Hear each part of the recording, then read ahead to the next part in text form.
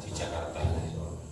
Baru tahun sekitar tahun 83 atau 84 kembali ke Mojokerto, tapi Wirawi ke Jakarta untuk mendirikan yayasan pondok pesantren.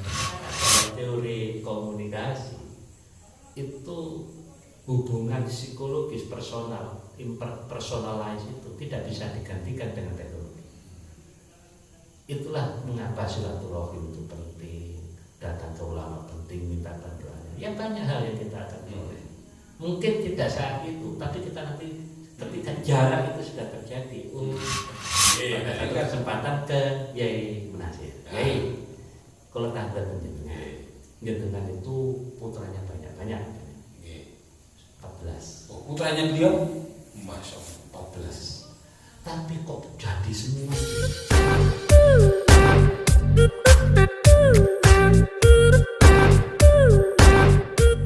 Assalamualaikum warahmatullahi wabarakatuh. Alhamdulillahirabbil alamin. Allahumma shalli ala sayyidina Muhammadin abdika wa rasulika nabiyil ummi wa ala alihi wa sahbihi wa barik wa sallim ajma'in. Para pemirsa dan juga pendengar dimanapun panjenengan berada, malam hari ini saya Kang Sadli kedatangan tamu juga bermaksud untuk meluru ilmu pada beliaunya Dr. Sugeng Mulyono. Matur suwun rawuhipun Abah Sugeng dari Mojokerto asli. Dan beliau adalah dosen pasca sarjana Universitas Kejayana dan juga ketua LPPM ya. Dan juga beliau adalah inspirator buat generasi muda, wabil khusus generasi muda Nahdlatul Ulama. Tentunya mulai dari Mojokerto sampai kemudian di Kota Malang ini masih bisa memberikan inspirasi-inspirasi positif kepada teman-teman, sahabat-sahabat, sehingga semakin dekat dengan Nahdlatul Ulama, cinta dengan Nahdlatul Ulama, dan juga tentunya bermanfaat bagi umat. Baik, untuk malam hari ini nyuwun sewu minggu Mojokerto, kita tahu banyak tentunya ulama-ulama Nahdlatul Ulama yang bisa menjadi inspirasi bagi kita semuanya, dari kalangan muda yang masih sibuk untuk mencari tokoh dan juga inspirator bagi kehidupan. Kira-kira sinten apa kira-kira yang patut untuk menjadi inspirator malam hari? Makasih Ustadz Zain yang disebutkan Sadli. Assalamualaikum warahmatullahi wabarakatuh. Waalaikumsalam. Para pemirsa sekalian, ini bincang santai habis sholat isya, kemudian meluncur di sini ngomong-ngomong ya, mungkin ada manfaatnya bagi kalangan muda yang mungkin hari ini juga perlu satu pencerahan motivator dari tokoh-tokoh lama di kalangan alien yang sudah terbukti berkiprah dalam skala lokal maupun nasional. Ketika Kang Sadli tadi nanya siapa ya kira-kira tokohnya, itu saya menyebut sebenarnya ada dua yang lokal tapi nasional. Salah satunya adalah Kiai Haji Munasir Ali. Oh iya. Kiai Munasir, Kiai Munasir Ali. Jadi saya cerita dulu ya. Karena sering dengar Kiai Munasir nama, tapi belum akrab dengan apa biografi.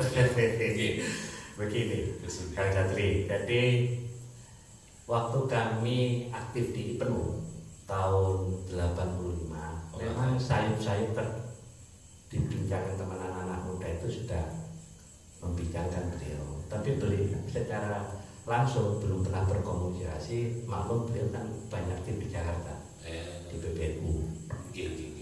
Baru kemudian tahun 87 waktu kami di Pemuda Ansor, secara kebetulan kebetulan mengadakan halakoh dengan judul Peran Ulama dalam Era Global. Waktu itu narasumber utamanya adalah Al-Maghfurlah Kiai Haji Sa'al Mahfud.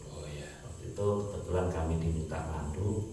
Lah kebetulan Kiai Haji Munasir itu mendampingi bersama Kiai Sa'al Rawuh di forum itu. Ya, di forum itu. Disitulah kami mulai berinteraksi secara fisik maupun secara pemikiran. Jadi kami banyak informasi bagaimana kiprah beliau di NU, mulai dari awal dia mengenal NU itu kan ketika secara struktural ya, kan di waktu mondok di Tebuireng. Tapi beliau lahir di Mojokerto. Di Mojosari. Mojokerto itu.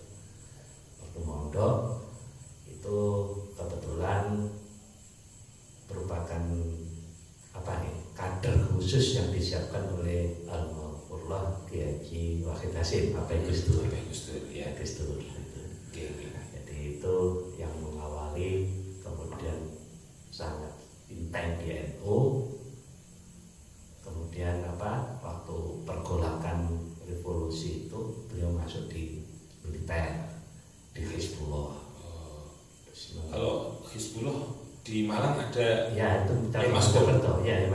Okay. Bahkan itu yang disebut beliau itu nama dalam bukunya Kiai Haji Saifuddin Zuhri tentang guruku orang-orang pesantren itu ya. Bukunya itu salah satu yang disebut itu adalah nama Kiai Haji Munasir itu.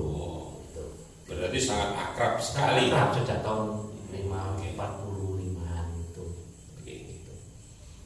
Nah, kemudian itulah kemudian perjalanan terus sampai kemudian di militer TNI, tapi 53 beliau mundurkan diri dengan pangkat terakhir mayor.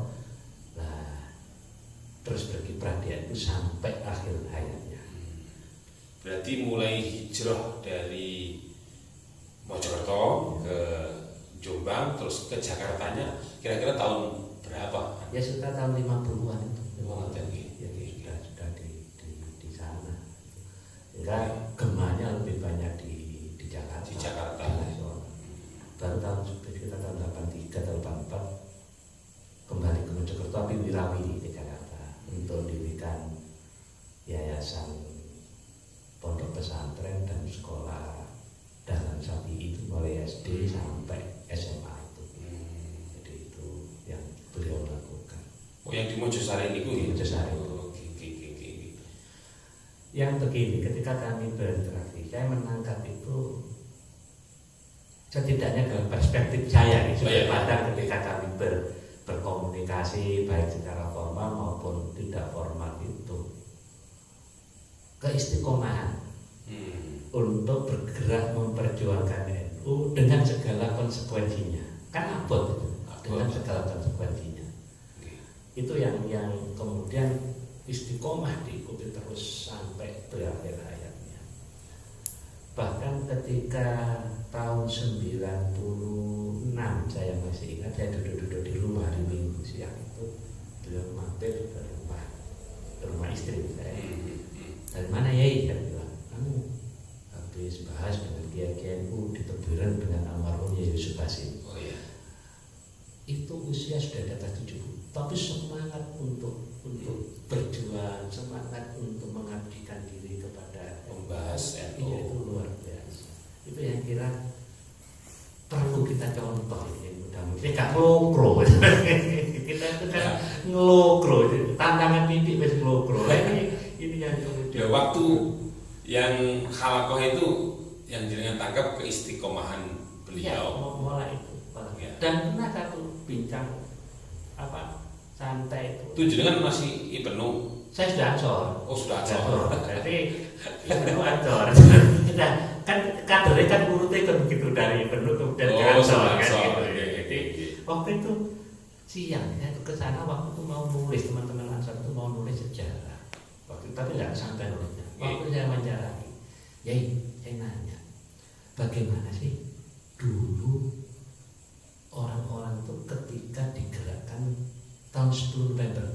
Oh ya, Bung Tomo. Ada jawaban menarik. Ya. Ketika YHC mengeluarkan resolusi jihad, Ya. resolusi jihad, itu panggilannya itu taruhannya sudah tidak mikir apapun. Loh, aku loh budaya Surabaya. Itu di rumah itu yang punya apapun di lingkungan termasuk istri beliau, mas-masan jadi kuat Ya. untuk membiayai itu. Oke. Itu loh yang kemudian kita itu jadi mikir ya. Sampai segitunya gitu loh untuk tawaduk nang fatwa ulama itu yang unik. Berarti all out. Itu yang kemudian kita jadi iri. Awal-awal kok juga mikir ngono. Kadang ngeliat Ya. gitu. Iya. Itu keistiqomahan. Itu kok dari ulama organisatoris ya katakan itu. Ya itu yang istiqomah itu. Terus kemungkinan lain mungkin yang bisa diambil dari selain istiqomah apa kira-kira beliau? Ya itu dari istiqomahnya, kemudian kepedulian. Kepedulian. Jadi ya kepeduliannya itu. Jadi bagaimana ada fase-fase di dalam proses sejarah Indonesia maupun sejarah khususnya NU. Oke. Itu yang beliau aktif terlibat melihat konteks zamannya. Contoh, ketika masa revolusi fisik, beliau aktif di dalamnya dan menjadi komandan batalion. Ketika transisi dari revolusi fisik, ketika NU waktu itu masuk wilayah politik, dia berkiprah aktif di dalamnya dan menjadi anggota DPR. Oh, oke. Ketika NU itu kemudian khitab, beliau juga ikut itu dalam kolom khitab itu. Selalu tidak ketinggalan. Iya, tidak ketinggalan. Jadi saya melihat ada garis kalau dalam bahasa yang apa itu on the right track lah, jadi tracknya itu terus dalam mainstream dalam arus besar NU. Berarti ini ya Mas, ini tokoh ya, beliau ini berarti tokoh yang selalu mengikuti strukturalnya itu jelas gitu. Iya. Organisatoris betul. Betul. Iya, gitu. Jadi bukan sisi yang tersembunyi, tapi sisi yang tersohor, tetapi benar-benar bisa jadi contoh, teladan bagi teman-teman sekalian. Ya kembali ke kepedulian. Mungkin barangkali contoh atau bukti atau mungkin barangkali pernah dengar cerita kepedulian beliau. Yang saya contohkan begini, kepedulian itu adalah ketika menangkap satu fenomena waktu itu ketertinggalan dalam bidang pendidikan khususnya di Mojokerto dan spesifik di wilayah Cabang Sehari. Maka beliau langsung mendirikan yayasan pondok pesantren kelas pendidikan. Itu sebenarnya untuk menjawab bagaimana agar orang Islam tidak tertinggal dalam pendidikannya. Nah, padahal kalau kita bicara waktu itu dari sisi opportunity, peluang, ya lah aku sih balik nama Josari di Jakarta ya, kan gitu ya. Jakarta kan. Nah itu satu contoh kepedulian, dia terus bergerak dalam suatu fase sejarah di mana fenomena itu harus dijawab. Harus dijawab. Nah, ini yang kemudian saya tangkap sejauh kami berinteraksi, berkomunikasi. Termasuk kepeduliannya berarti terhadap pendidikan. Pendidikan. Kan ada orang niku nyuwun sewu, kadang kepedulian itu hanya dimaknai hanya sedekah sana, sedekah sini. Kan tidak hanya sebatas itu, tapi mendirikan pendidikan itu lebih dari segalanya. Investasi yang jangka panjang kan gitu. Ada yang menarik waktu kami di Ancol, nggak punya kantor, terus ditawari, itu loh tanahmu ambil bangunan itu pinggir jalan dipakai untuk kantor teman-teman Ansor untuk ngumpul untuk ngepos. Jadi itu ya, dan kemudian bagaimana keterpanggilannya itu terus berjalan konsisten. Nah itu yang saya maksud keterpanggilannya. Jadi salah satunya rumah yang kelihatan mungkin kosong, kelihatan teman-teman Ansor sempat bingung disuruh masuk. Tadi saya juga tadi sore saya menemukan ada lahan yang mungkin kosong, terus kemudian orang itu peduli, ada banser langsung 2 disuruh untuk mengelola itu kan bagian juga termasuk kepeduliannya dia terhadap NU, banser maupun juga teman-teman Ansor dan sebagainya untuk mengembangkan potensi. Itu yang mungkin kita harus banyak belajar yang muda-muda ini, karena kan untuk masuk pada pola hidup semacam itu kan bukan hal yang gampang. Itu kan banyak hal yang dipertaruhkan.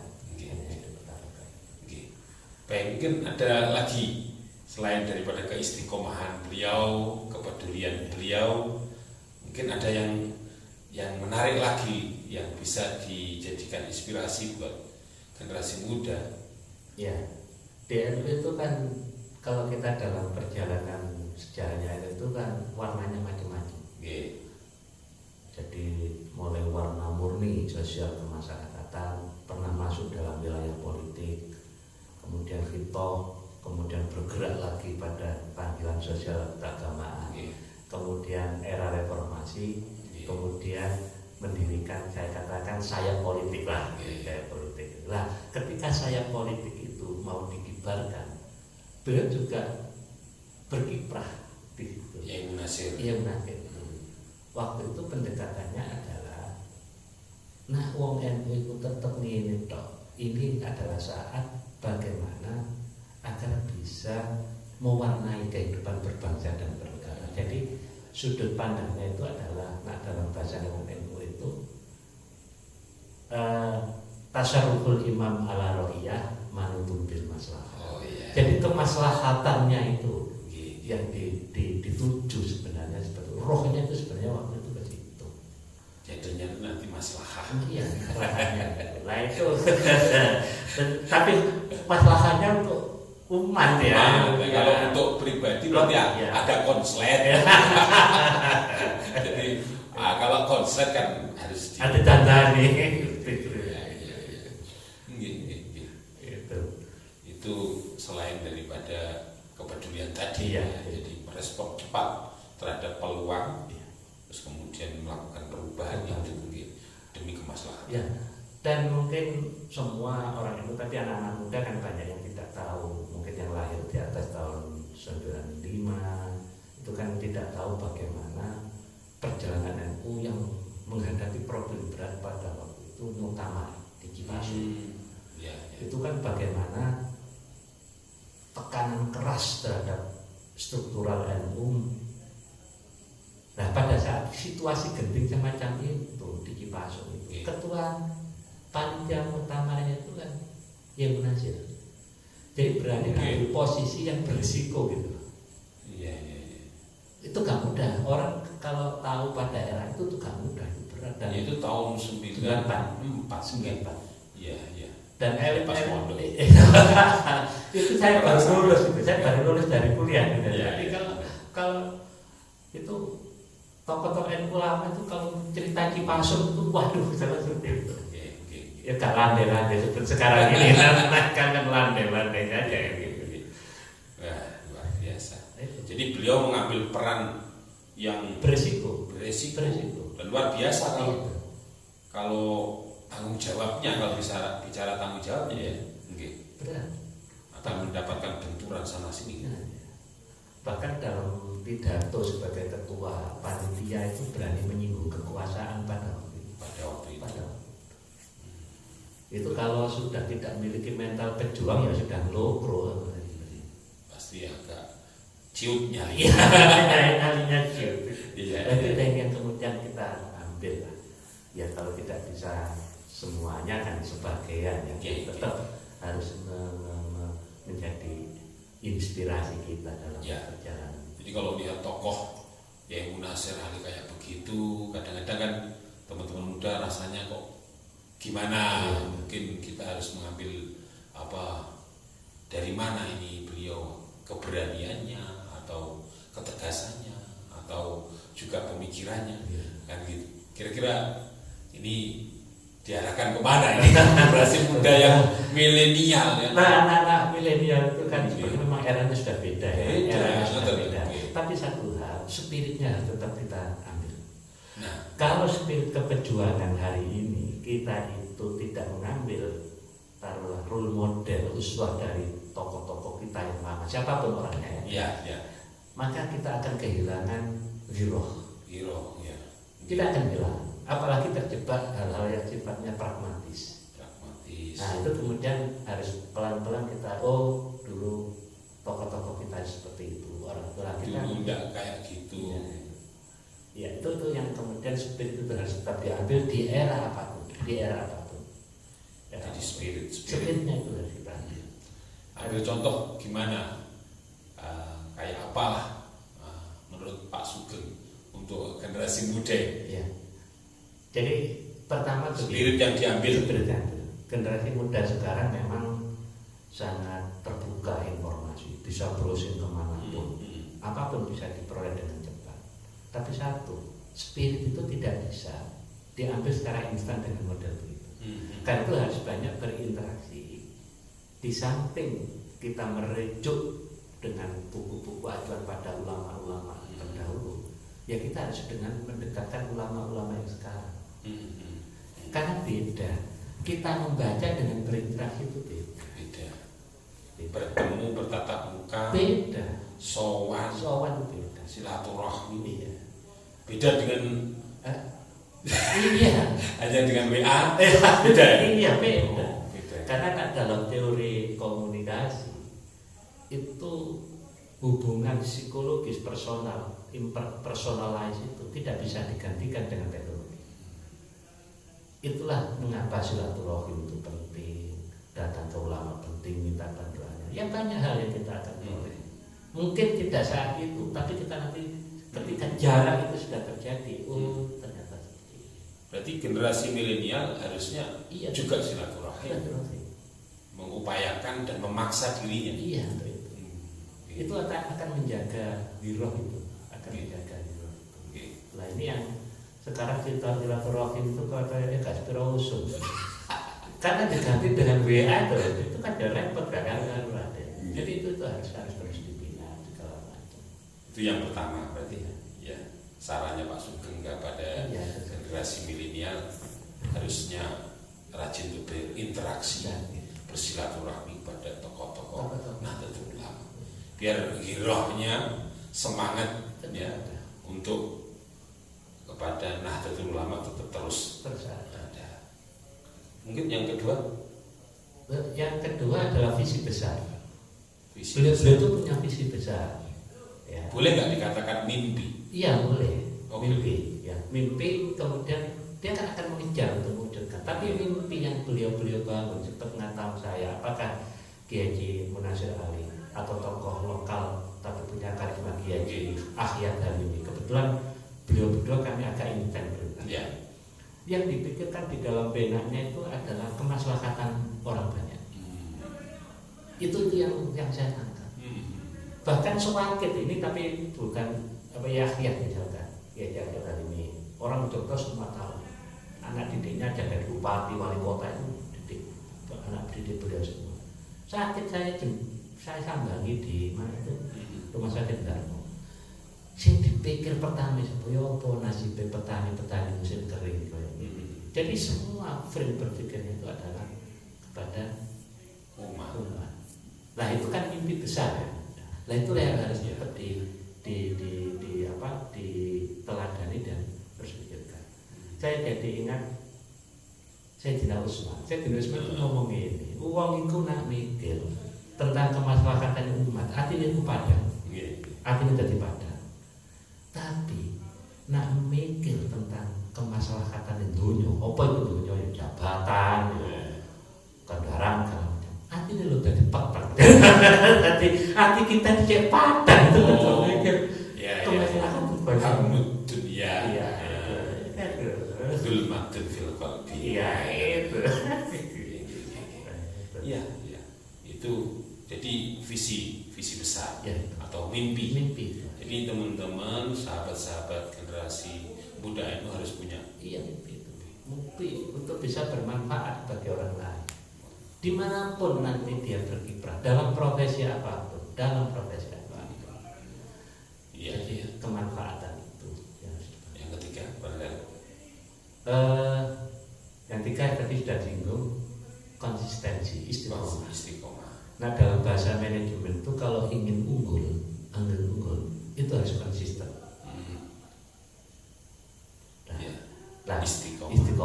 dan ajarannya kontinu ya itu istiqomah. Jogo itu kok makan ya sulit. Jadi itu kamu nak dalam bahasa agama lapo sih karomah itu bisa muncul atau istiqomah kan begitu. Nah, itu kan kemudian harus dibangun. 3 itu aja dijadikan modal. Insya Allah ada generasi-generasi itu hidupnya itu akan optimis sampai akhir hayat. Jadi diiming-imingi model kaya apa orang gampang indah. Tetap di Nahdlatul Ulama. Betul, ya itu. Tapi ya itu tadi syaratnya untuk mencat seperti itu, artinya ibarat baterai atau aki itu dicas dikasih setrum itu harus banyak berinteraksi dengan ulama-ulama secara fisik, tidak bisa secara virtual. Secara fisik. Itu kalau sudah begitu pulang tuh beda bisa. Tapi namanya mental dong ya. Baik, kembali ke Al-Mukarram, Al-Marhum, Al-Maghfurlah. Ya, semoga Kiai Haji Munasir. Ya. Barangkali Kiai Haji Munasir ini kok tadi saya dengar jangan menyebut dari kalangan militer. Oke, memang terlahir beliau dari kalangan militer. Iya, memang pernah berkarir di militer Al-Maghfurlah.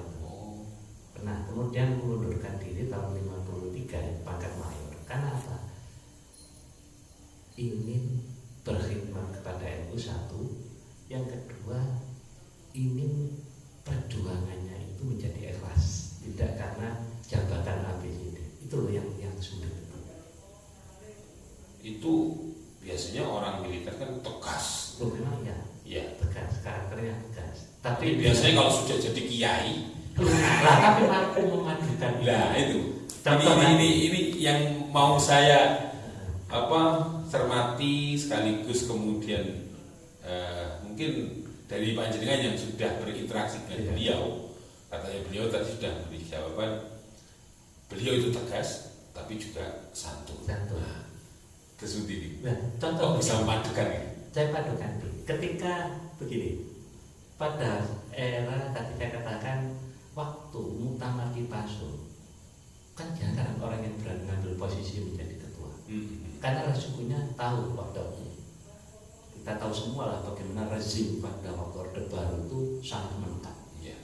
Bahkan tidak cukup menekan, menghabisi struktural itu. Berani dia mengambil posisi itu. Itu kan memadukan ketegasan dan keberanian. Tetapi tetap santun di dalam berbicara dengan santun. Iya. Tidak suka menebar kebencian. Iya, santun. Yeah. Tapi keberanian dan ketegasan itu yang kemudian. Oke, baik. Barangkali jenengan semerap kira-kira guru beliau. Nah, gitu kan. Guru-guru beliau yang beliau mungkin pernah sepuh atau pernah beliau dijadikan idola, kan sama kita generasi muda mengidolakan siapa. Yang kalau saya tracer lihat dari perjalanan pendidikannya itu memang Hadratus Syekh Hasyim Asy'ari, karena memang pondok langsung. Tapi nampaknya warna pemikiran modernisnya. Mengapa saya katakan modernis? Karena putra-putra beliau itu tahun segitu kuliahnya itu nggak tanggung-tanggung UI. Nah, putra pertama beliau almarhum Pak Haji Rosimudin itu kan UI dosen tahun 60-an. Nah, jadi itu warna pemikiran itu nampaknya banyak dari Al-Maghfurlah ya Haji Wahid Hasyim. Karena ya Haji Wahid Hasyim kan yang melakukan reformasi pendidikan. Ini yang saya lihat bagaimana, karena orang itu tidak bisa lepas dari siapa yang mewarnai pemikirannya dalam perjalanan. Ya barangkali Yai Munasir Ali, berarti beliau kan abahnya namanya Yai Ali, betul? Iya. Yai Ali tidak mungkin terkenal seperti hanya putra. Mungkin barangkali beliau punya wirid atau punya barangkali yang amaliyah yang kok menjadikan sebab putranya kayak seperti itu. Saya nggak tahu. Kalau Yai Alinya saya nggak ngerti ya. Tapi saya pernah nanya pada satu kesempatan ke Yai Munasir. Yai, kalau tanda jenengan itu putranya banyak. putranya beliau, masya Allah 14. Tapi kok jadi semua itu gimana? Jadi itu ukurannya ilmu oleh, dunia oleh, manfaatnya oleh. Apa jawabnya? Iku istakono ibumu, maksudnya istrinya. Banyak berkibar. Dari situ kan kemudian simbol-simbol dan ajaran agama itu terbukti benar. Jadi nak ibunya itu kuat dengan anaknya, kuat di dalam itu tadi. Saya ketangkap itu aja. Istakono ibumu itu pernah saya tanyakan. Oh, pabrik itu. Jadi dan itu pelajaran-pelajaran yang kemudian sekarang ini kan karena kita terjebak rasionalis, ya. Itu kan kemudian yang namanya doa segala macam kan agak diabaikan. Nah itulah mengapa generasi-generasi muda khususnya nanti, ayo tetap meneladani beliau-beliau yang sudah terbukti berhasil, gitu loh. Itu kan sudah terbukti, terbukti ya. Lah meneladani sing spekulatif kan. Ya. Jadi kalau seperti itu kan berarti kan ya luar biasa. Beliau artinya mengakui bahwa yang membuat salah satu sukses 14 anak itu tidak lain karena doa dari istri beliau. Itu saya tanya langsung. Itu mengangkat derajat wanita. Saya tanya langsung. Lagi istimewa gitu. Kan tidak menampilkan lho iki karo dongaku lah, kiai lah, enggak kiai ora mati. Lah ngoten kan boten ngoten. Tapi beliau menyebut istrinya yang mungkin barangkali tidak pernah diketahui oleh banyak orang dan sebagainya. Itu saya tanya langsung. Jadi itu ya. Jadi ya Kang Jatri memang ya pelajaran ini aja. Jadi memang maksud kami seperti ini mengetahui beliau kemudian benar-benar asli dari Mojokerto dan mungkin barangkali wafatnya beliau tahun 2002 di Jakarta, kemudian dimakamkan di Mojokerto hari Jumat saya di Mojokerto dimakamkan di sebelah rumah induk itu di Mojosari. Pertama terus kemudian satu makam dengan putra beliau yang pernah tampil di Pak Haji Rosi Munir itu. Teman-teman Ansor, teman-teman Ibnu barangkali juga pernah ziarah. Ya, seperti itu. Ya itulah yang saya kira kita jadikan inspirasi. Meskipun situasi apapun iso ya biro itu tetap kita jaga, meskipun persentasenya tidak sekuat itu tapi tetap kita tokoh yang sudah menjadi almarhum itu almarhumlah itu tentunya kan juga mampu masih memberikan inspirasi buat kita. Marhum al-maghfurlah Kiai Haji Munasir Ali asli Mojokerto, mudah-mudahan bisa menginspirasi kita sebagai generasi milenial, generasi muda NU untuk lebih mencintai Nahdlatul Ulama, untuk lebih memiliki ruhul jihad dalam rangka mengikuti apa yang difatwakan oleh beliau-beliau Al-Mukarram maupun tokoh-tokoh Nahdlatul Ulama. Kurang lebihnya mohon maaf. Kita akan bertemu pada sesi yang berikutnya. Tentunya tokoh NU Mojokerto yang lainnya kan banyak juga ya. Kira-kira nanti habis Yai Munasir Ali sih biar ya, kami pernah berinteraksi dan tahu ya, mungkin putranya ya yang Oh, Yai Rosi Munir. Yang pernah jadi Menteri BUMN ya. Insya Allah kita akan bertemu kembali dengan beliau Pak Sugeng dan kita akan bincang tokoh tentang bagaimana kiprah dari Yai Rosi Munir. Sekian, wallahu muwaffiq ila aqwamit thoriq. Wassalamualaikum.